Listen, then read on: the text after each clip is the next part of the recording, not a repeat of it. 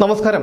കേരളത്തിൽ ഇന്ന് കോൺഗ്രസിന്റെ അവസ്ഥ നമുക്കറിയാം. കേരളത്തിൽ എന്നല്ല, രാജ്യത്ത് തന്നെ ഇപ്പോൾ ലോക്സഭാ തെരഞ്ഞെടുപ്പിന് ശേഷമാണ് കോൺഗ്രസ് ഒന്ന് ഇന്ത്യ സഖ്യത്തിലൂടെ ഉയർത്തെഴുന്നേറ്റത്. എന്നാൽ അതുപോലെയല്ല കേരളത്തിന്റെ അവസ്ഥ. കേരളത്തിൽ കോൺഗ്രസിന്റെ അവസ്ഥ പരമദയനീയമാണ്.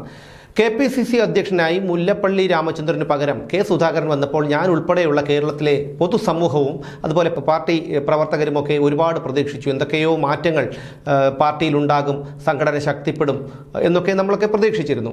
വളരെ ഒരു ഊർജ്ജമായിരുന്നു, ഒരു ഉയർത്തെഴുന്നേൽപ്പായിരുന്നു യുവജനങ്ങൾക്ക് ഉണ്ടായിരുന്നത്. അതുപോലെ പാർട്ടി പ്രവർത്തകർക്കൊക്കെ, കോൺഗ്രസ് പാർട്ടി പ്രവർത്തകർക്കൊക്കെ ഉണ്ടായിരുന്നത്. എന്നാൽ ആ പ്രതീക്ഷകളെല്ലാം അസ്ഥാനത്താക്കിക്കൊണ്ടായിരുന്നു ഈ കഴിഞ്ഞ 3 വർഷങ്ങൾക്കിടയിൽ സുധാകരൻ്റെ പ്രകടനം എന്ന് പറയാൻ കഴിയില്ല. അദ്ദേഹത്തെ പ്രവർത്തിക്കാൻ അനുവദിക്കാതിരുന്നതാണ് പാർട്ടിയിലെ തന്നെ ചില മാടമ്പിമാർ.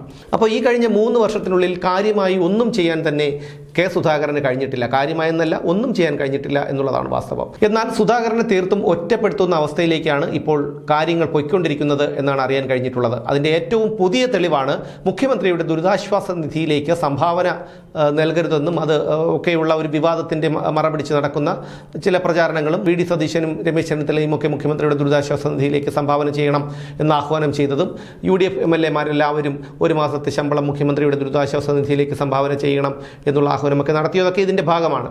എന്നാൽ സുധാകരനെ തീർത്തും ഒറ്റപ്പെടുത്തുന്ന ഒരവസ്ഥയിലേക്കാണ് കാര്യങ്ങൾ എത്തി നിൽക്കുന്നത്. ഇനി നമുക്ക് ഇതിൻ്റെ മറ്റൊരു ഭാഗം പരിശോധിക്കാം. ഏതൊരു മേഖലയിലും ജാതിയും മതവും സമുദായവും ഒക്കെയുണ്ട്.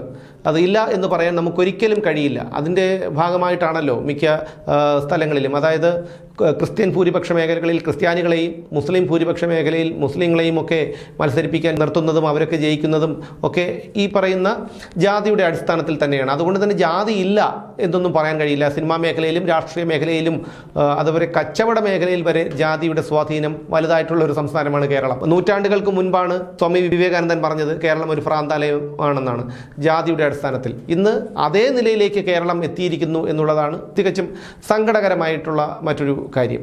എന്തായാലും ഞാൻ പറഞ്ഞു വന്നത് കോൺഗ്രസിലെ നായർ ലോബിയെക്കുറിച്ചാണ്. രമേശ് ചെന്നിത്തലയും VD സതീശനും കെ മുരളീധരനും ശശി തരൂരും KC വേണുഗോപാലും അടക്കമുള്ള നായർ ലോബി സുധാകരനെ ഒതുക്കാനുള്ള ചില തന്ത്രങ്ങൾ മെനഞ്ഞുകൊണ്ടിരിക്കുകയാണെന്നും അതിൻ്റെ ഭാഗമായിട്ടുള്ള ചരടുവലികളാണ് ഇപ്പോൾ നടന്നുകൊണ്ടിരിക്കുന്നതെന്നും ഒക്കെയാണ് ഇപ്പോൾ അറിയാൻ കഴിഞ്ഞിട്ടുള്ളത്. സുധാകരനെ നമുക്കറിയാം, അദ്ദേഹം കണ്ണൂരിൽ CPM-നോടൊപ്പം ഫൈറ്റ് ചെയ്ത് ആ കാലത്ത് ഇതേ രീതിയിൽ ഉയർന്നു വന്നൊരു നേതാവാണ്. അദ്ദേഹം പിണറായി വിജയനോടൊപ്പം ഇപ്പോഴും ഈ ശാരീരികാവസ്ഥയിലും ഈ അധികാരമില്ലാത്ത ഈ അവസ്ഥയിലും, അദ്ദേഹം ഒരു MP മാത്രമാണ്, പിന്നെ KPCC അധ്യക്ഷനാണ്, ആ ഒരു അവസ്ഥയിലും പിണറായി വിജയനെ പോലെ ഒരു ഏകാധിപതി മുഖ്യമന്ത്രിയോടൊപ്പം മുഖാമുഖം നിന്ന് സംസാരിക്കാൻ, കാരണം സുധാകരനെ കാണുമ്പോൾ പിണറായി വിജയൻ മറ്റൊരു വഴിയെ തിരിഞ്ഞു നടക്കുകയാണ് പതിവ്. അപ്പോൾ പിണറായി വിജയനോടൊപ്പം നിന്ന് സംസാരിക്കാൻ തൻ്റെ ഇടമുള്ള ഒരേ ഒരാൾ മാത്രമേ ഇന്ന് കേരളത്തിലുള്ളൂ. കേരളത്തിന് പുറത്തുണ്ടാകാം. നരേന്ദ്രമോദിയെയും അമിത്ഷായെയും ഒക്കെ കാണുമ്പോൾ പിണറായി വിജയൻ നിൽക്കുന്ന നിൽപ്പ് കണ്ടാൽ നമുക്ക് തന്നെ സഹതാപം തോന്നിപ്പോവും. ആ തരത്തിലാണ് അവരോടുള്ള പിണറായി വിജയൻ്റെ സമീപനം. അപ്പോൾ ഞാൻ പറഞ്ഞു വന്നത് സുധാകരൻ്റെ കാര്യത്തിലേക്കാണ്. അപ്പോൾ സുധാകരനെ ഏത് വിധേനയും ഒതുക്കുക, അദ്ദേഹത്തിന് മുഖ്യമന്ത്രി സ്ഥാനത്തേക്ക് എത്തിക്കാതിരിക്കുക എന്നുള്ള ലക്ഷ്യത്തോടെയാണ് ഇപ്പോൾ കോൺഗ്രസിലെ തന്നെ ചില മുതിർന്ന നേതാക്കളുടെ പോക്ക് എന്ന് തന്നെ കോൺഗ്രസിൽ നിന്ന് തന്നെ പലരും പറഞ്ഞു കേൾക്കുന്നൊരു കാര്യം. കേരളത്തിലെ ഒരു പ്രബല സമുദായമാണ് ഈഴവ സമുദായം. ഈ ഈഴവ സമുദായത്തിലെ വലിയൊരു വിഭാഗം പേരും കമ്മ്യൂണിസ്റ്റ് പാർട്ടിയിലേക്കാണ് പോയിട്ടുള്ളത്, CPM-ലേക്കാണ് പോയിട്ടുള്ളത്. നമുക്കറിയാം, പിണറായി വിജയനും ഗൗരിയമ്മയും അച്യുതാനന്ദനും ബിനോയ് വിശ്വവും ഉൾപ്പെടെയുള്ള വലിയ വലിയ നേതാക്കന്മാരെല്ലാം CPM-ലും CPI-ലും ഒക്കെയാണ്. കണ്ണൂരിലെ തീയ വിഭാഗക്കാരും ഇവിടെ തെക്കൻ കേരളത്തിലെ ഈഴവരും ഇല്ലെങ്കിൽ പിന്നെ കമ്മ്യൂണിസ്റ്റ് പാർട്ടി തകർന്ന് തരിപ്പണമായി പോകും. എന്നാൽ കോൺഗ്രസിൽ ഇതല്ല സ്ഥിതി. അതായത് CPM-നെ അപേക്ഷിച്ച് കോൺഗ്രസിൽ ഈഴവ സമുദായാംഗങ്ങൾ വളരെ കുറവാണ്. സുധാകരൻ വളരെ ജനപ്രിയനായ ഒരു നേതാവാണ്. പിണറായി വിജയനോടൊപ്പം നിൽക്കുന്ന അതിന് മുകളിൽ നിൽക്കുന്ന ഒരു നേതാവാണ്. കാരണം ഇന്ന് ജനങ്ങൾ ഇഷ്ടപ്പെടുന്നത്, കേരള സമൂഹം ഇഷ്ടപ്പെടുന്നത് പിണറായി വിജയനെ ചോദ്യം ചെയ്യാൻ ചങ്കുറപ്പുള്ള ഒരു നേതാവിനെയാണ്. അങ്ങനെ പിണറായി വിജയനെ ചോദ്യം ചെയ്യാൻ ചങ്കുറപ്പുള്ള ഒരേ ഒരു നേതാവ് മാത്രമേ കേരളത്തിലുള്ളൂ. അത് മാത്യു കുഴൽനാടനാണ് എന്നുള്ളതാണ് സത്യം. ഈ പറയുന്ന VD സതീശനും മറ്റുമൊക്കെ എങ്ങനെയാണ് പിണറായി വിജയൻ്റെ മുമ്പിൽ നിൽക്കുന്നത് എന്നൊക്കെ നമുക്കറിയാം. അപ്പോൾ സുധാകരൻ മാത്രമാണ് ഇന്ന് പിണറായി വിജയനോടൊപ്പം പിടിച്ചു നിൽക്കാൻ, കിടപിടിച്ച് നിൽക്കാൻ കഴിയുന്നൊരു നേതാവ്. അദ്ദേഹത്തിനെ കാണുമ്പോൾ പിണറായി വിജയൻ വഴിമാറി പോകുന്നൊരവസ്ഥയിലേക്കാണ് കാര്യങ്ങൾ. നമുക്കെല്ലാവർക്കും അറിയാവുന്നൊരു കാര്യമാണ്. കെ സുധാകരൻ മുഖ്യമന്ത്രി സ്ഥാനത്ത് എത്തരുതെന്നും അദ്ദേഹം ഇനി ജയിക്കരുതെന്നും, അതായത് നിയമസഭാ തെരഞ്ഞെടുപ്പിൽ അദ്ദേഹം ജയിക്കരുത് എന്നുമൊക്കെ ആഗ്രഹിക്കുന്ന 2 പേരുണ്ട്. അതിലൊന്നാണ് പിണറായി വിജയൻ, മറ്റൊന്ന് കുഞ്ഞാലിക്കുട്ടിയാണ്.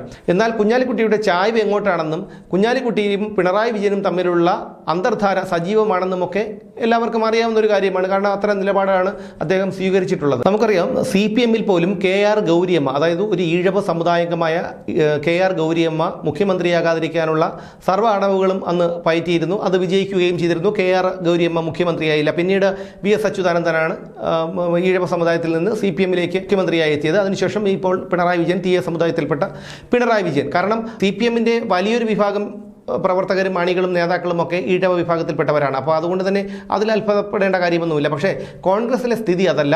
കോൺഗ്രസിൽ സുധാകരൻ മുഖ്യമന്ത്രി സ്ഥാനത്തേക്ക് വരണം എന്നാണ് എല്ലാവരും ആഗ്രഹിക്കുന്നത്. കാരണം പ്രതിപക്ഷ നേതാവായിരിക്കുന്ന VD സതീശൻ ഇതുവരെ യാതൊന്നും ചെയ്യാൻ കഴിഞ്ഞിട്ടില്ല. ഒരു വാഴയ്ക്ക് തുല്യമാണ് അദ്ദേഹത്തിൻ്റെ പ്രവർത്തനങ്ങൾ.